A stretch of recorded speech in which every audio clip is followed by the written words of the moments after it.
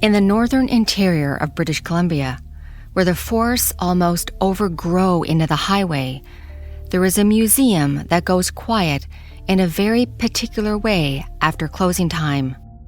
The fluorescent lights dim, the old floorboards creak, the voices of tourists disappear into the parking lot outside, and somewhere inside the galleries, a child-sized figure sits motionless behind glass. She's not porcelain, not beautiful. She's not even especially rare. She's made from sawdust, glue, and painted molding. Her face cracked by age and time. Yet, for more than 30 years, people have driven hundreds of miles just to stand in front of her for a few uneasy seconds. And a few regret ever making the trip. We did have a child come in with a family that was very excited to see Mandy. And, they visited her and she fainted in front of the doll. And we ended up calling our first aid people. And then eventually she was taken to our local hospital and observed overnight because I think her blood pressure got so low that they were concerned about it. So, did Mandy do this, or would she just get herself so hyped up about seeing this haunted doll that she was into? I'm Nadine Bailey, and this is Haunted Canada.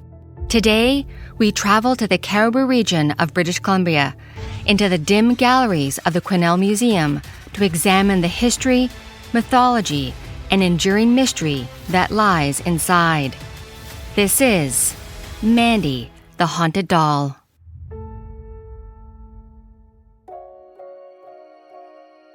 Located where the Quesnel and Fraser Rivers meet in the Cariboo region is one of the oldest inland communities in northern British Columbia. Long before European settlement, the area was home to the Dakota carrier peoples, whose communities and trade routes followed the river systems throughout the interior. The Dakota name for themselves translates roughly to people who travel by boat on water early in the morning, reflecting how central the rivers were to life in the region. The modern city traces its name to Jules Maurice Quesnel, a fur trader and clerk who accompanied explorer Simon Fraser during his 1808 expedition through what would later become British Columbia. Fraser named the river after Quesnel, and eventually the settlement that grew inherited the name as well. But Quesnel truly emerged during the Great Gold Rush era of the 1850s and 1860s. When gold was discovered along the Fraser River and later deeper into the Cariboo region, thousands of prospectors flooded north. By 1862, the Cariboo Gold Rush transformed Quesnel into a rough frontier supply town known then as Quesnel Mouth. Paddle wheel steamers arrived carrying miners, merchants, gamblers, and fortune seekers. Mule trains loaded with supplies departed eastward towards Barkerville, which would become the legendary center of the gold rush and was believed to be the largest city west of Chicago and north of San Francisco. At its height, the town was crowded with hotels, trading posts, saloons, blacksmith shops, and river traffic. Quesnel became the last major stopping point before prospectors entered the harsher mountain routes into the goldfields. The community developed a reputation as both a gateway town and a place where exhausted miners either celebrated newfound wealth or realized their dreams of striking gold had failed. The Fraser River itself shaped nearly everything about the town's identity. During the gold rush, sternwheelers traveled upriver carrying people and freight. Later, railroads and forestry transformed Quesnel into a resource-based community tied to logging, lumber mills, and mining. We have, unlike many gold mining communities, it remained. It became more like a transportation and supply hub. So a fairly steady population through the 19th century. Elizabeth Hunter, the manager of the Quesnel Museum and Archives, said that with time, Quesnel became a diverse mixture of cultures. By the 1950s, we had many pioneer families who had come during that time period, started realizing that, they needed to preserve the community's history. So they formed a historical society and began collecting from their families, and a family that had run a roadhouse between Quesnel and Barkerville, which is where the main findings of gold was in the 1860s. They were selling their property, having run this roadhouse farm for 100 plus years.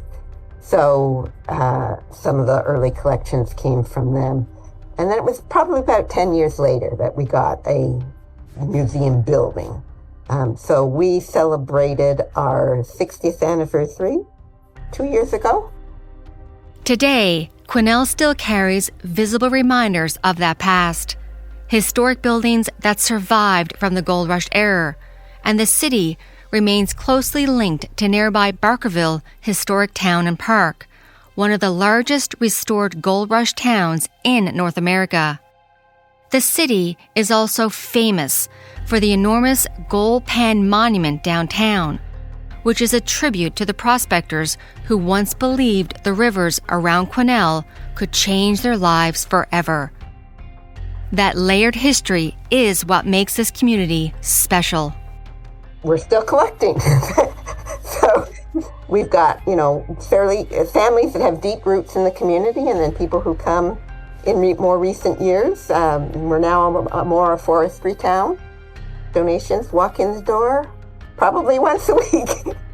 One of the themes that we're trying to emphasize, I guess, now is that it doesn't have to be really old. It doesn't have to be 19th century. We have a good collection of that stuff, but our job is to tell the community's history up to the present.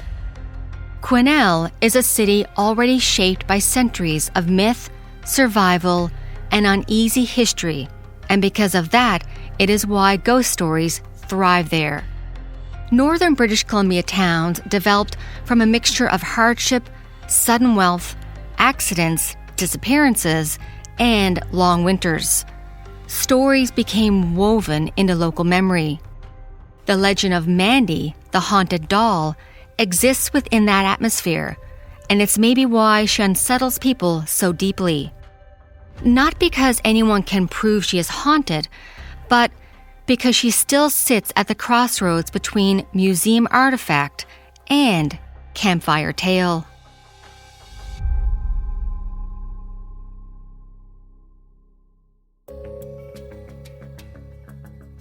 By the time most enter the Quesnel Museum and Archives, they have usually already heard the stories. Someone in the lobby lowers their voice before saying her name. A tourist laughs nervously and admits they're not good with dolls. Children approach the glass confidently, only to drift backwards a moment later for reasons they can't quite explain. We're famous for having a doll that's called Mandy the Haunted Doll. She was donated to the museum, I believe it was 1991. She is a composition doll, so that's a style of doll that was made sort of early 1900s, like 1910 to 1920 is sort of the peak of that style of doll, pre-plastic. So it's sort of sawdust, cast in a mold with a gluey type binder and then painted. And she's suffered damage, so her face is cracked, and she looks pretty scary. So I don't know if that's the complete origin of Mandy, but people bring energies to things like that. At first glance, Mandy does not look extraordinary. She was likely manufactured sometime in the late 1920s or early 1930s, when dolls were designed to imitate real children with unsettling precision. She's small, cracked, motionless beneath museum lighting that gives her painted face a strange pallor against the shadows of the room. Mandy has been sitting in a display case for decades. At first glance, Mandy does not look extraordinary, yet she gives the appearance of something suspended between innocence and decay. Or perhaps that is where the fear begins. Because Mandy doesn't look cinematic. She doesn't resemble the exaggerated haunted dolls of horror films with violently moving heads and snarling expressions. She looks like she once belonged to someone, and it's easy to imagine her sitting forgotten in an attic for decades, while dust settled over trunks and old photographs nearby. That detail matters, because, according to the museum's own account, Mandy arrived in exactly that way. In 1991, a woman donated the doll to the museum after inheriting it from her grandmother. She reportedly told staff she no longer wanted the doll in her home because it frightened her and disturbed her children. Some retellings claim she heard unexplained crying at night whenever Mandy remained in the house. Other versions describe the donor keeping the doll locked away in a basement or attic trunk for years before finally deciding to get rid of it. There has been zero confirmation to these claims, but the unease surrounding the donation became part of the legend almost immediately, and soon the old doll grew into a bit of a pop culture phenomenon. She appeared on American daytime television, where psychics and paranormal personalities offered elaborate theories about spiritual attachments, traumatic deaths, or residual energy connected to the doll. The curator, when she arrived, she had a real marketing genius, no formal training in it, but she was a marketing genius, and she embraced Mandy. Got herself on the Montel Williams Show in New York with Mandy. And the psychic Sylvia Brown read Mandy's energies and all that kind of stuff. So, when I arrived, there were billboards saying Quesnel Museum, home of Mandy. By then, museum staff had already experienced Mandy's lore, and rumors of her origin began to spread. And there are other stories that there's a book about haunted toys, and they created an origin story of Mandy being found under a house with a dead body, and no, I don't think any of that happened. Yet, museum staff themselves remained comparatively cautious.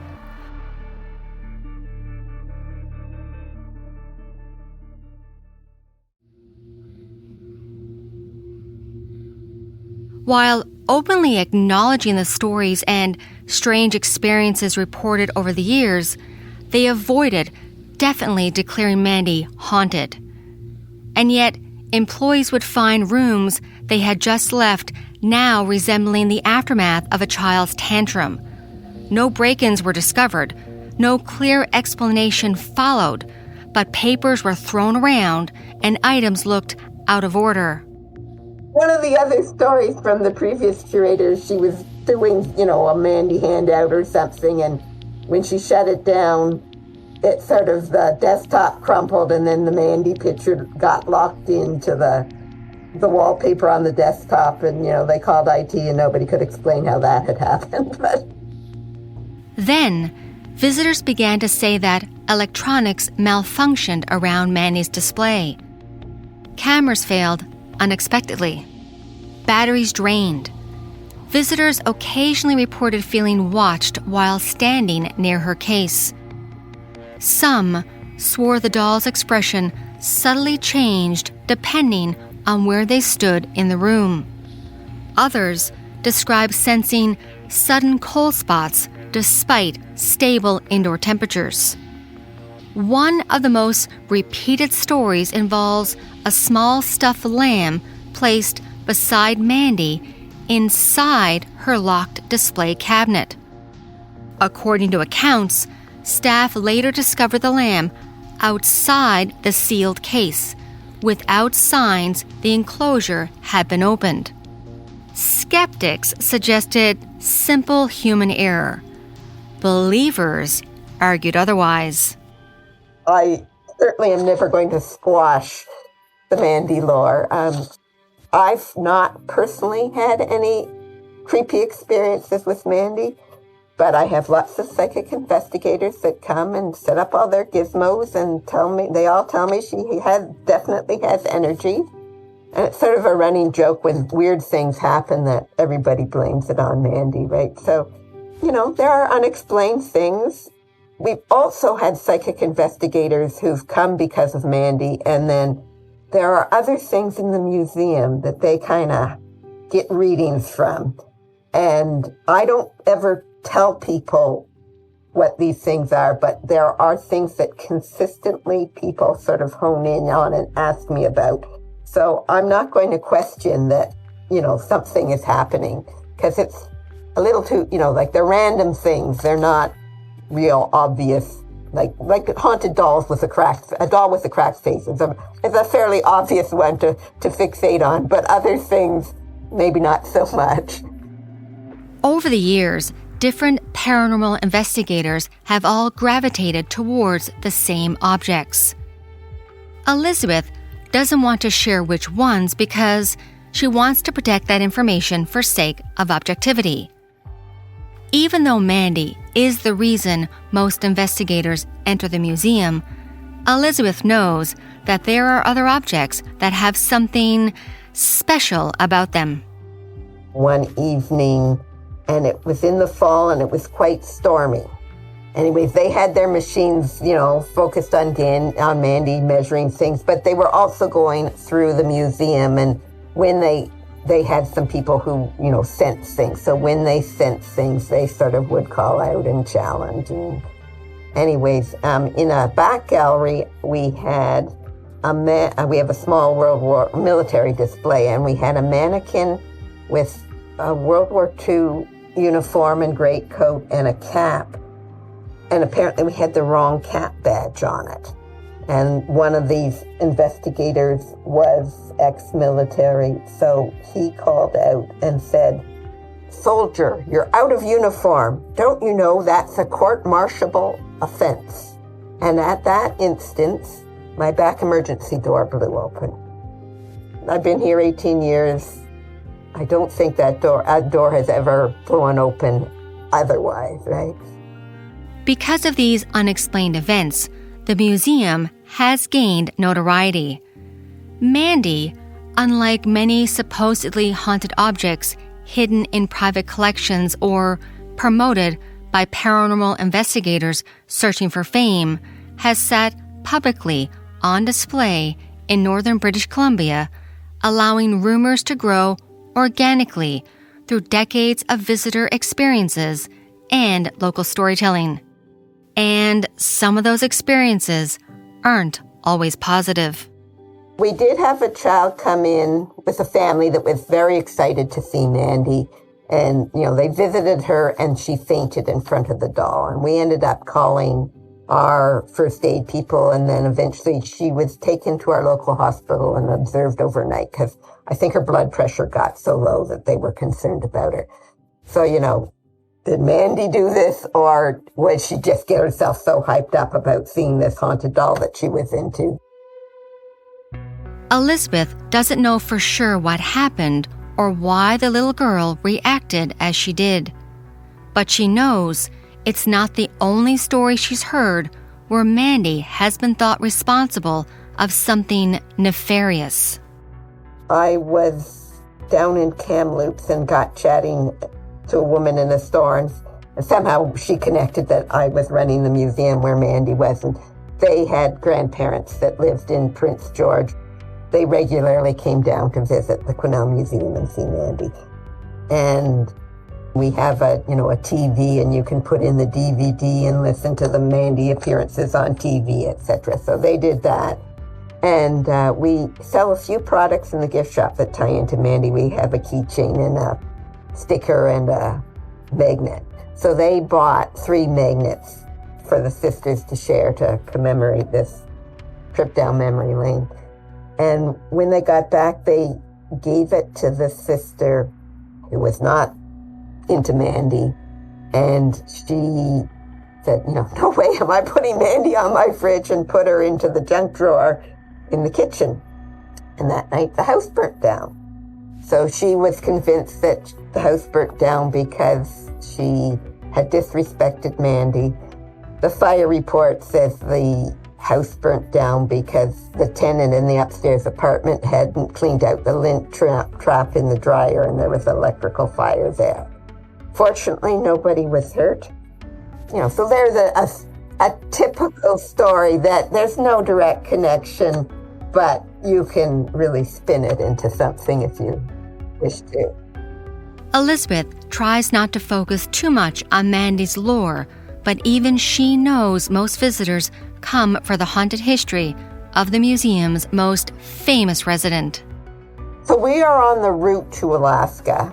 So some people are hitting us up, either up or down, and, it may be a one-time visit. We have local people who come frequently, but certainly there are people who come to the museum specifically because of Mandy. But she hopes they get more out of it, a knowledge of the Cariboo region and its complex and layered history. Well, I guess I'd like to re-emphasize that we have Mandy and she's a lot of fun, or, maybe she's really a haunted, she has energies about her, so take it as you will. But we also are a great community museum that tell the history of Quesnel, the Cariboo Gold Rush. We've done interviews with the elders from the Daquest communities around us. We've done interviews with the elders of our Chinese community and our Indo-Canadian community. And so people stopping in will certainly get a snapshot of the history of Quesnel over 160 years or something. 160 years of stories that are all stored within a quiet museum in northern British Columbia, where Mandy is surrounded by relics of vanished lives and forgotten histories. And maybe that's why people are drawn to her, because she forces people to confront something deeply ancient inside themselves, the fear that certain objects are not as empty as they appear. Museums are rarely completely quiet. There is usually ventilation humming overhead, footsteps echoing in distant galleries, voices leaking faintly through walls. Yet people often describe Mandy's corner as strangely still, as though sound itself softens around her. Those who have experienced her gaze are often drawn in by her eyes. They feel like she's following them around the room. Some laugh. Others, like Elizabeth, know that the little doll has something special about her. And Elizabeth has known about it since the first day she started at the museum.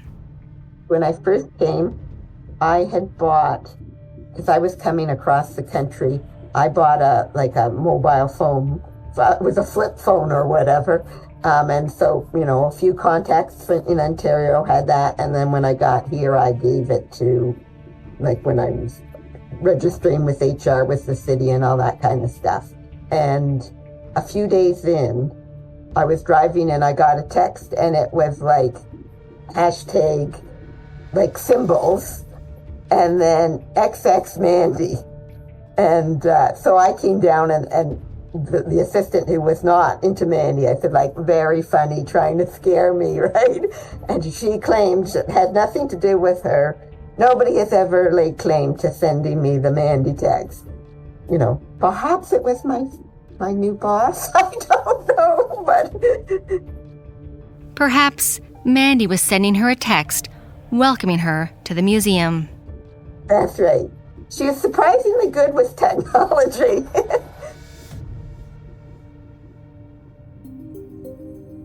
Thank you for joining me as we explore the Quesnel Museum and Archives, and a big thank you to Elizabeth Hunter for taking the time to talk with me. I really do appreciate it. If you want to check out the Quesnel Museum and Archives, I will link their website in the show notes. Do you have a ghost story, a paranormal encounter, or a true crime? If yes, email it to me so that I can cover it and share it with all the listeners on this podcast. You can email me through the website hauntedcanada.com. If this episode gave you the chills in the best possible way, please consider supporting this show by buying me a coffee in the link in the show notes. Every coffee helps to keep these stories coming, and if you want to go even deeper, stay tuned because I will be adding a Patreon very soon. Haunted Canada is sponsored by the Edmonton Ghost Tours. I will link the website in the show notes. Haunted Canada is written and produced by me, Nadine Bailey, with senior producer Dila Velasquez. Production and sound design is by Rob Johnston with help from Corey Price. If you'd like to support this podcast, please follow, share, and tell a friend about this podcast. We would also appreciate a like and a 5-star written review. If you're on Spotify, tap follow. It helps more people find these Canadian ghost stories. Also, you can follow me under different social media platforms, including TikTok and my YouTube channel, Haunted Canada. Hey everyone, I've got some exciting news. I will be hosting a haunted and paranormal tour of Ireland in May 2027 in partnership with my friend Joanne at Expedia. We'll be visiting haunted locations, staying in haunted castles, and exploring many historical places while delving into ghosts, hauntings, and the paranormal, so be sure to bring your EMF readers with you. All information is posted on the website, hauntedcanada.com. Any questions, you can email me about it. And remember, space is limited, so book early. Thank you again from all of us at Haunted Canada and Curious Cast. Have a good night, everyone, and stay haunted.